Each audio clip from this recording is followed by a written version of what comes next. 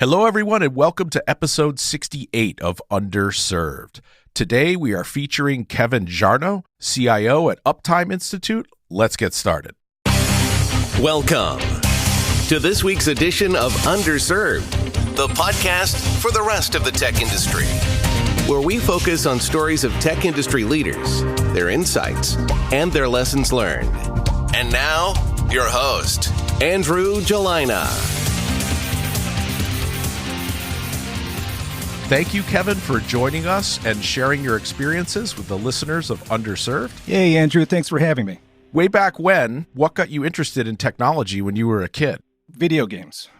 So very early video games. I'm in my mid-50s, so you're thinking way back to the days of Pong and Tank Battle, and when you had a unit that only played one game hooked up to your television through an RF frequency modulator. But yeah, I was just fascinated by the fact that you had these games that where you moved a joystick and something happened on the screen, and I wanted to know what was going on behind the scenes with those. And there was a few times where my father had to stop me from taking things apart. I would have my little Battlestar Galactica video game, and I had the back open, and I was prodding at it with a screwdriver, trying to figure out, what is this thing doing? And sometimes the magical smoke would come out of the unit too. So I went through quite a few electronic games when I was a kid. Yeah, I remember the Ground Round. They would have like an arcade game or something for a quarter. It was mesmerizing to me, and I wanted to know how it worked. Yeah, peanut shells on the floor and games in the back room, yeah. Yep, exactly. So what was your dad doing for work then? So my dad was a civil engineer. He worked for the New York State Department of Transportation. He liked to think that he was more of a technical person, though I think he was better with concrete than he was with integrated circuits.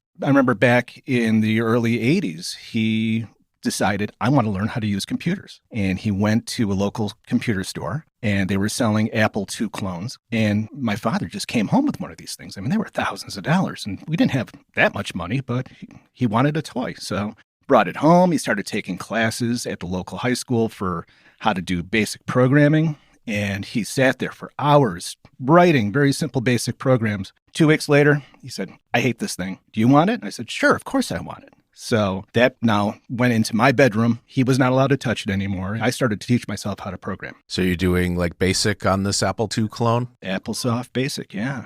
So no programs that were too complex at first, but it was at least printing my name over and over again on the screen, lots of go-to statements, and then started slowly teaching myself how to do video game programming. I mean, I bought some magazines and typed in the code and reverse engineered it and figured out what made it tick.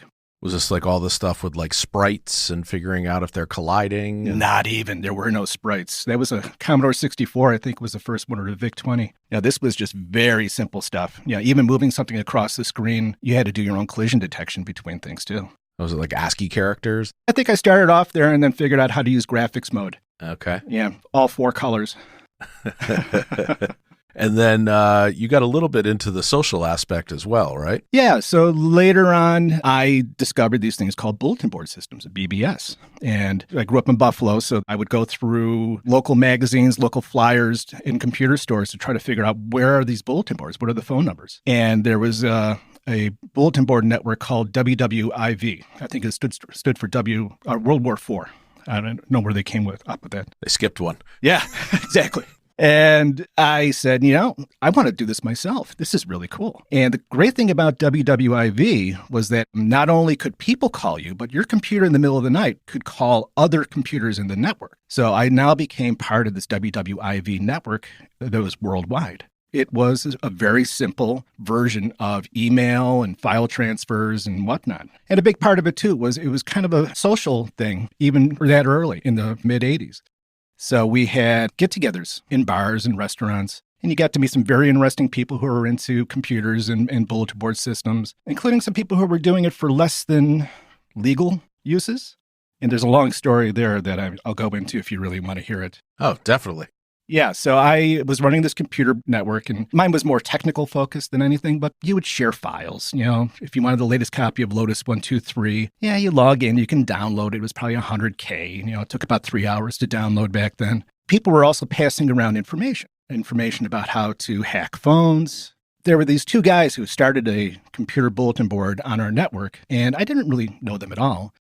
And they weren't very technical. So they were constantly calling me to get some advice. This isn't working. How do you get that fixed? Blah, blah, blah. And one day I'm sitting in my stats class in college and somebody comes in with a note saying, call your mother. I'm like, oh no, what's going on with my mom? And I call her and she's crying that the Secret Service had just called her, that they wanted me to come in for questioning. I'm like, the Secret Service? I didn't threaten the president. What's going on? Right? Well, I found out that the Secret Service is also part of the Treasury Department, and they're responsible for investigating credit card fraud. Well, these two guys that were setting up this computer on our network were actually passing around stolen credit card numbers. And they saw how many times they called me and I called them. And mind you, it was them calling for advice on how to fix things. And it was also our computers calling each other. So they called me in to question me because they thought I was part of this scheme. And well, guess what? I had nothing to do with it. In fact, they were watching me sitting in the waiting room where one of the guys was sitting across from me. I never met him face to face, and I never even looked like I knew who he was. So they were actually watching to see my reaction. And ultimately, they let me go. And I remember the lead investigator said, son, you're a credit to your nation. I'm like, okay, I'll take that. I don't know what I did, but still, yeah. Yeah, the credit card stuff was big for a while. People just slamming around these 16-digit numbers at an expiration date because that's all you needed to do catalog orders or whatever. Exactly. They were using it to buy more and more computer equipment for themselves, which was the funny part. They had some hard drives, 50 meg hard drives even back then, being delivered to them, and they had agents dressed up as the delivery guys. So that's how they got caught. Wow, that's really cloak and dagger. Oh, yeah. So for you young whippersnappers, before the internet had everyone instantly and constantly connected, there was like a store and forward. So without folks like Kevin participating and allowing his computer to swap information with other computers at night, that email or file about hacking or freaking information wouldn't move anywhere. Exactly. In fact, early Unix systems were passing around email through UUCP, which is Unix to Unix copy. That was before everybody was on the real internet. It was all computers calling each other. Trivia fact, you mentioned Lotus 123. The code name for the project that ultimately made Excel at Microsoft was Project Buddha because they wanted to assume the Lotus position in the marketplace. Okay. Nice. So you mentioned you were at college. You went to, is it pronounced Canisius? Canisius College, yeah. Okay. Yeah. What was Canisius like? Nobody told me that I could actually go away to college, so I stayed in Buffalo. And Canisius, along with SUNY Buffalo, had the two best computer science departments. So I decided to go with Canisius because it was a smaller school. I really wanted to understand everything about computers. I wanted to know how to program them. I wanted to know how to build them. I finally gave up on the building side and focused more on the programming side. So Canisius was the best place to go locally as a computer student. And what sort of development are you doing as part of the CS program? We started off with Turbo Pascal. I actually had a copy of Turbo C for myself, which I taught myself at night. But the great thing about their computer science program, it also taught things like object-oriented programming before that became a big thing. So we were using Modula 2. We were learning how to do real-time programming. So we did some stuff with Ada. And the most amazing things about this department was that they taught us graduate level stuff without us even realizing it was graduate level stuff. So not only were we learning how to program, but we were doing theory of computation, we were doing analysis of algorithms, we were doing some of the classes that, later on when I actually did go to grad school, it's like, oh yeah, I did this already. I know how to do this stuff. So it was a good combination, a good mix. And I think our class started off with maybe 200 students and it was down to 20 by the time we got to senior year. It was a very small graduating class. Wow, like a 10% graduation rate? Yeah. Oh, yeah. Wow. Yeah. That's a rough washout. Yes, it is. Were there any great instructors or mentors that you met there? There were, yeah. So along the way, I luckily met the head of the department at the time, Don Jarnot, who used to challenge me with little things to do that would never even think about doing unless he had actually brought it up. So he was constantly challenging me to figure out some pretty complex puzzles about how to do stuff on computers back then. And then there was another professor, Jeff McConnell, who is, I think, still currently the head of the department over there. So he's been there for quite some time. And he's the one who mentored me in lots of ways for theory of computation, especially in some of the more complex classes. You are listening to the Underserved podcast. Underserved is produced by Syrinx, the developer-founded, developer-run software consulting company. For more information, visit syrinx.com. That's SYRINX.com. Now, you mentioned you wanted to be a rock star. What were you doing in bands back then? Yeah, so I started at Canisius in computer science in '84, and then left the school for a little while, and I actually went to SUNY Buffalo after that as a music major, and I was playing in a rock band. So I was a keyboardist in I guess you can call it a new wave band, playing in bars around Buffalo. I was like the only guy I saw playing out back then who had stacks of keyboards hooked up to a computer. Part of it was just flash. It was just to have a cool computer screen up on top of my keyboard stack. But it also did. I mean, I actually used it to sequence some of the songs and play stuff behind the scenes. I did that for a couple of years. And actually, we opened up for bands like Orchestral Maneuvers in the Dark, OMD. I'm actually going to go see them in a few months, which is going to be kind of cool for the first time in 35 years or something like that. Opened up for the Bodines, opened up for, and actually Run DMC. So when Run DMC had that huge hit back in 86 with Walk This Way. Walk This Way, yeah, with Aerosmith. That was the tour. So here's this new wave band opening up in front of 2,000 rap fans. And we're playing Martha and the Muffins and the Pretenders and Howard Jones and music like that. And they're How'd that go over? a little restless. So I don't think anybody actually booed us off the stage, but they didn't quite take my guitar solo as seriously as I took it. So, yeah. What was the name of your band? It was Facade. Facade. Yeah. So I remember one time I was driving home and they were announcing bands that were playing Ladies' Night at this club we used to play all the time. And I hear them saying, this Tuesday at 8 p.m. is Facade. Like, okay, I guess we need to change the name of the band. Nobody can pronounce the Cedilla under the sea, but whatever. Well, if that were true, I would have to rename the company from Syrinx because no one remembers how to pronounce it. Yeah. So when you graduate from there, what is your first job in the industry? Actually, my first job in the industry was at Canisius. So I went back to Canisius, finished my CS degree. While I was still finishing my last class, compiler construction, making my own compiler, I went to work with a bunch of other friends from Canisius at a company called Frontier Science and Technology Research Foundation. FISTRIF for short. And FISTRIF was doing very early clinical trials work with AIDS and cancer research, which was kind of cool. At first, I was building data entry screens for all the clinical trials that were taking place for some of the drugs. I ultimately moved on to doing customer support. Got a bit of a personality, so they said, well, why don't we send you off on the road? You can do training and tech support for all these clinics across the country. I got to go fly around and hang out with nurses all day. So for a 23-year-old, that was a pretty good gig. It wasn't exactly the greatest place to go, an AIDS or a cancer lab, but still, it was interesting work. Got to do lots of interesting things and meet some interesting people before actually going in and becoming a real programmer, I guess you could say.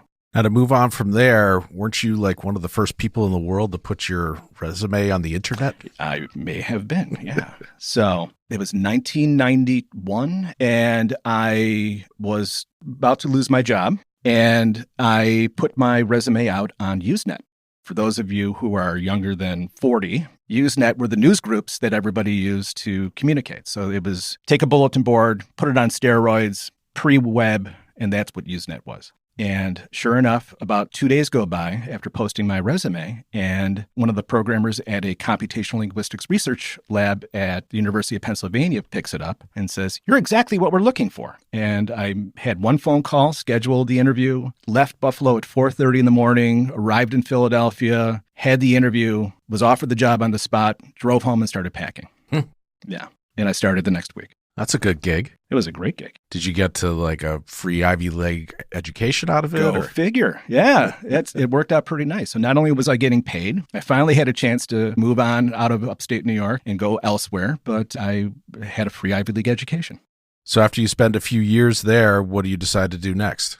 Yeah, so at that point was dating one of my coworkers who later became my wife. She actually lost her funding for her position, and she landed a job at Houghton Mifflin here in Boston. And I said, okay, I like Boston. I'll go with you. So packed everything up, drove to Boston without a job, and spent about a week looking for a job, and then found one fairly quickly with a company called Investment Dealers Digest. So IDD was a publishing company, had been around since the 1930s. They had a series of financial publications in New York, and their IT team was in Waltham. So I went to work in their IT team building software for stock databases. We specialized in intraday pricing databases, so you could see how a stock performed throughout the day, not just what was the closing and the opening price. And that was our big bread and butter. That was probably the best job I've ever had, and the smartest people I've ever met worked at that company.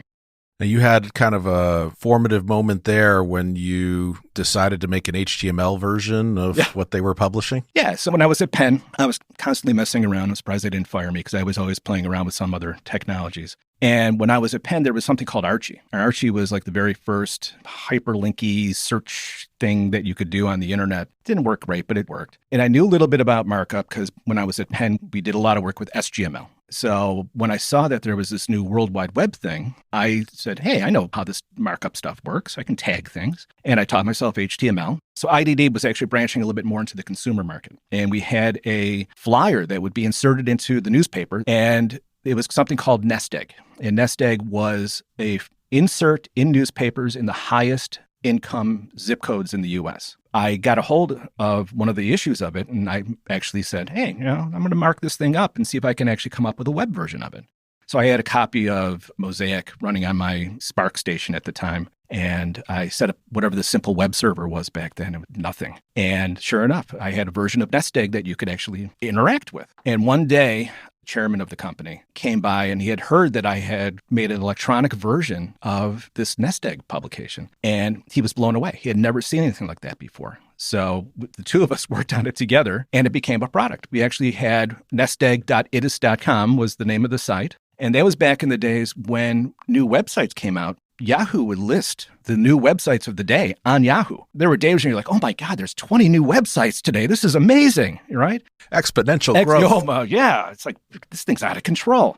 I remember just jumping up and screaming when I saw that Nest Egg was listed on there. And we were actually one of the very first financial websites on the web. Now, do they monetize that? Like, what do they end up doing with it? I think it was just a short-term experiment. It was around for a little while, and if you go to the Wayback Machine on archive.org, you can still find copies of it. But it was mostly just advertising. Over time, IDD, the magazine portion, was bought by Source Media, and they shut everything down. All the software we were building was purchased by some other companies. So that company's gone now, but you can still find remnants of it on the Internet Archive, which is kind of fun to look at. Now, is IDD where you first moved into management? It is, yeah. So programming was my thing. I remember getting into the flow and listening to Tangerine Dream on my headphones and looking up. It's like, it's 1 o'clock in the morning, right? So it was definitely something that was really something I loved doing. But it always bugged me that I had no idea what was going on behind the scenes. I didn't know why I was doing something. I knew what I had to do. I was told what to do. So I wanted to start to get more involved with the strategic side of the business. And the only way to really do that was to get into the management. I had a great mentor, John Bartel. John, I hope you're listening, who was my manager, my director, and he's the one who gave me my first opportunity to become a manager. So at the time, IDD, I guess riding on my coattails from making Nest Egg, we got into the web business. And we actually created the first version of the Wall Street Journal's website. We created the first version of Barron's Online. Some of the big financial publications on the web came from IDD. And he gave me a team that was responsible for building some of the tools for providing information through these websites. So, being able to publish stock charts and whatnot, right? So my team was responsible for developing all that software. Thankfully, he gave me a crack team of developers too. A lot of entrepreneurial developers, very smart people worked on my team and in that company. Now, this is the late 90s, so you must be tempted to go to a .com.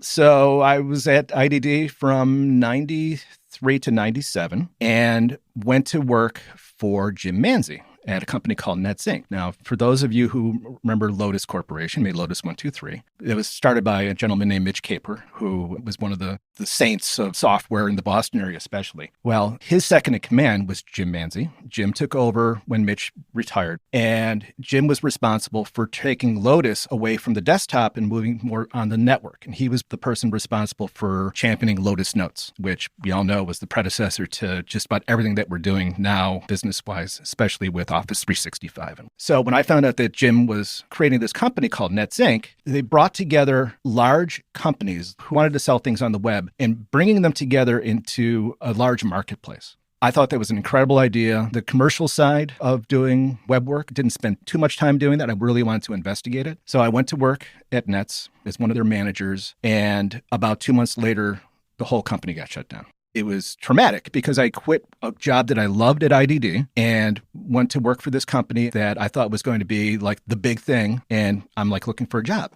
A couple days after we were laid off, I received a phone call saying, hey, the CTO for Nets is trying to actually find a buyer for the entire senior leadership team of the technology side to continue building these marketplaces. And I was told, just sit still, don't do anything, don't worry, it's all going to work out. And behind the scenes, Mark Teflon, his name was shopping around, trying to find a buyer for 30 people who were the senior technologists for this company. So it's like a Hail Mary acqui-hire? Exactly. And he pulled it off. It was kind of like watching a Bills game, right? He threw the Hail Mary, and Ross Perot, as some of you people may remember, ran for president, and his company, Perot Systems, was looking for something like that. They wanted to get out of the old blue blazer, tan pants sort of consulting work and get into the whole .com thing. And this was the perfect opportunity for him to pick up an entire team that knew what they were doing, supposedly, to start building these massive marketplaces. So we got together after the acquisition. Mort Meyerson, who was the president of the company at the time, met with us, and he said, hey, we don't know what we're going to do yet. We're going to start paying you now. Everybody just hang on, and we'll tell you when we're ready to actually start doing something. So I bought a house like a month before I was laid off from NetSync. Yeah, my first house. I was a smoker at the time. I was chain smoking on my back deck, watching my grass grow, waiting for that phone call. But I'm getting paid, right? So it's like, okay, all right. I actually got paid the entire summer to do nothing but chain smoke and watch my grass grow. My grass came out great. And then they told us that we created this new division called Time Zero. And Time Zero was taking the idea of building these marketplaces, but doing it at scale. Lots of cash being sent into this. So great office space in Kendall Square. We got the company from 30 to roughly 300 over a period of about 2 years. I mean, we really grew this company. We created something called Order Zone, which was companies like W.W. Grainger and some other large players in the commercial real estate supply world. If you're a building manager and you need light bulbs, smocks, step ladders, and kerosene, you could go to one place to be able to buy everything that you need. I'd love to see that project. Yeah. This is 1997, 98, and the technology was cool back then, but it was actually, looking back, it was like the Stone Age for a lot of this technology. But we created these massively distributed systems to handle the load, and it was just a fascinating company to work for. I am altering the scope of the project. Pray I don't alter it any further. Excellent. Let the scope creep flow. Keep adding features. To deploy the release, deliver first. You must. I find your lack of faith in change management disturbing. Missing your deadline is the path to the dark side.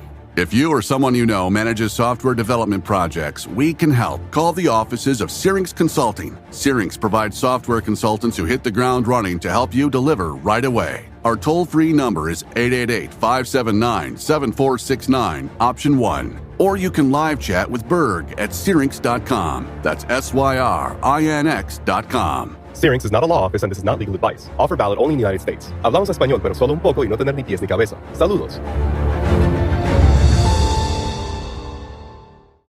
So how does the acquisition with Perot go? Is it digested, or did they reject the organ? Or Well, we lasted from 97 through 99. Ross used to call us the weirdos in Cambridge, which we took with pride. We did not wear blazers. We wore T-shirts and jeans. And we did some great work there. But ultimately, Ross decided he was going to step down from the company. His son, Ross Jr., took over. And Ross decided we were not core to the business. So got the word that we were laid off. At that point, I've been laid off a few times in my career. It's like, okay, here we go again, right? we get my layoff boots? Yeah, exactly.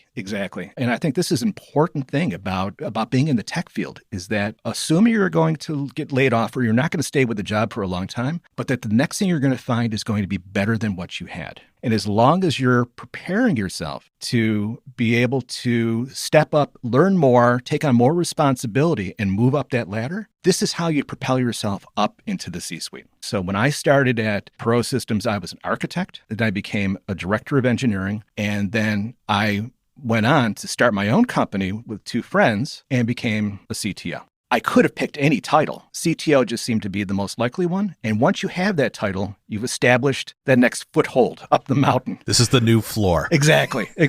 I can go down, but I don't want to go down. I'll stay at this level. Thank you very much. We started a company called BDX, which is short for Business Data Exchange. And the idea was that there was a new SEC regulation called Regulation Full Disclosure. A lot of people were investing in the stock market who did not have access to earnings calls. Earnings calls were private calls over regular phone lines into conference rooms where you had to be an analyst, you had to be somebody in the industry to actually listen in. And then after the fact, they would publish some of the information, but it wasn't the same thing. So Reg FD said, nope, if you're going to be having a quarterly or annual earnings call, you need to make this available for everybody to listen in on. So they started doing a lot of audio streaming. The problem is now you're doing audio streaming and you can only listen to one thing at one time. You can't listen to two earnings calls at the same time. So we decided we were going to figure out how to take these live audio streams and convert it to text in real time and stream it down to somebody's desktop. And as the text is being streamed down to them, we're highlighting important key sections. If there's discussion about management changes or actual numbers and dollar amounts and estimates and projections, we flag that in real time and it's highlighted. So this is humans actually curating this? Yeah. So we tried text to speech at first. It was, Siri's bad enough as it is right now in 2022. It was getting everything wrong. So we started looking around for ways to do that, which is court reporters, the closed captioners who are working for lots of companies that do that sort of work. And these people had downtime. So we were actually paying them on their downtime to listen in on these calls, key it in. And then I created the software that beamed it in real time, right, what they're typing to our centralized server. And as it was coming in, find the key sections and highlight it, actually marked everything up in XML and stored everything in a database for later access. And it worked. It was great. So you make it work. Does someone come along and write you a check? Yeah. So that's the hard part, right? So here we are. There were 3 of us full-time and a bunch of part-time people working on this project. Ultimately, we decided it's time to find a buyer for this. Self-funded. It was at the end of the dot-com days. The funny thing is that we had some huge customers. Merrill Lynch, I think, was one of our customers. Cantor Fitzgerald. I think Goldman was actually a customer too. But what they didn't realize was that this entire system that they were using was hosted on an old computer in my basement running Linux over my cable modem. And I had a 2-year-old. Hi, Tommy. I hope you're listening. He was now 23. And Tommy was fascinated by the power light on the computer. So every once in a while, I would get a phone call from our CEO saying the site is down. And sure enough, Tommy had been downstairs in the basement and pressed the power button and turned everything off. So yeah, we moved to rack space at that point.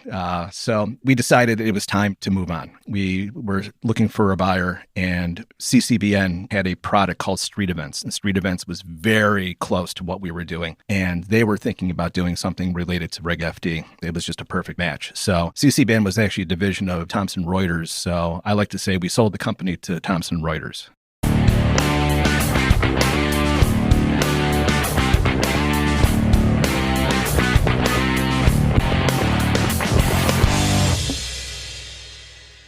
Now, you had kind of a funny phrase. You said you swapped jobs with a friend in order to get your next job. Yeah. So here I spent the last 2 years of my life in a really early stage startup. I had a friend, Paul Weitz, hi Paul, who was the VP of technology at a company called the Debt Exchange, DebtX. And Paul was thinking about starting his own startup. I wanted a real job because I needed to get paid to actually do stuff. And we decided to swap careers, swap lives for the most part. Yeah. So he stepped down as VP. I came in as VP of technology. He went on to start a security startup, which I think was around for a few years. Went to work at DebtX as employee number 10. And basically what DebtX did was they came up with this great idea of working with financial institutions who had commercial real estate loans. And back in the old days, if you were a bank and you issued a multi-million-dollar commercial real estate loan and the person who borrowed the money or the company that borrowed the money couldn't make their payments, after a while you would say, okay, we got to try to make our money back. And you would sometimes sell these loans to somebody else for cents on the dollar, 20 cents on the dollar. And that was called a loan workout. So the idea behind DebtX was instead of doing it that way, let's have a marketplace. We're creating a secondary market for commercial real estate debt. And so we had to create an auction engine. Each of these commercial real estate loans had thousands of documents associated with it. So we needed a document management system so that if you were an attorney working for a potential buyer, you had access to all the documents. We needed to build a trading desk for the internal traders who are actually trying to help sell these loans. So we built all this stuff from scratch, and it turned out to be wildly successful. And I think at the peak, we were up over 120 employees. And ultimately, My engineering team grew to be somewhere in the 20 to 30s, and we would bring in outside consultants to work with us. Put together an amazing team of engineers working there, product people, and we started working with larger institutions worldwide, selling loans. Got to the point where we were selling hundreds of millions of dollars worth of commercial real estate loans on a yearly basis. And then along comes 2008, the whole economy starts going south. And the FDIC is closing down banks left and right. So these banks are holding commercial real estate loans. The FDIC doesn't want them, so they want to sell them. Well, guess who they're going to use? So they actually contacted us to start auctioning off these commercial real estate loans for them. And suddenly we were making money hand over fist. It was amazing. Boss is on CNBC every other day. Oh, there's Kingsley again. We thought it was going to last a while until the FDIC decided that they weren't going to stop doing that because they ran out of money. So it was a huge blip that brought us upwards, and then we came back down again a little bit and then leveled out. But we started doing more international work, and at some point we actually had to rebuild our infrastructure. So I was there for 15 years, which is unheard of for a technologist. And I had never been at a company long enough where you build the software and then have to rebuild the software. So we actually went from the older ASP Microsoft stack to ASP.NET and started bringing in some newer technologies at that time. Then we started branching out into doing things like mark-to-market pricing. So there was a new regulation that organizations needed to have regular mark-to-market pricing to determine how much their loan portfolios were worth. So we built the software to do that too.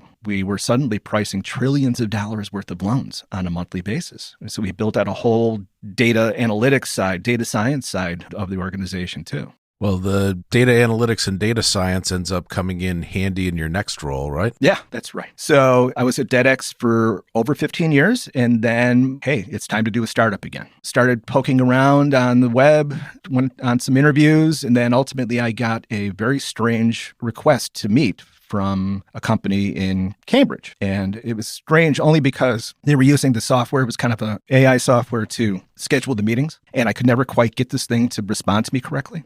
But ultimately, I realized it was a real person on the other side behind the AI and went to work for a company called Micronotes. Micronotes was started by two MIT grads who had some success in other companies, and they came up with this idea to use machine learning to help financial institutions, mostly credit unions and banks, to help better understand their customer base using machine learning to find groupings. You have a problem where these banks, nobody's going into the bank branches anymore. You would go maybe once or twice a year. Generally, you're using an ATM or you're on the phone or using an app. So back in the old days, if you went into a bank, there was multiple opportunities for the bank employees to be able to talk to you about your needs. Oh, your son is 17 and you may need a school loan. Do you need a new mortgage? Do you want to refinance a mortgage? Do you want to do whatever? Because nobody's going into the branch, the banks have no idea what their customers need anymore. And so all they're doing all the time when you go onto their website is not even targeted. They're just kind of like throwing out advertisements at you. But nobody's going into the branch.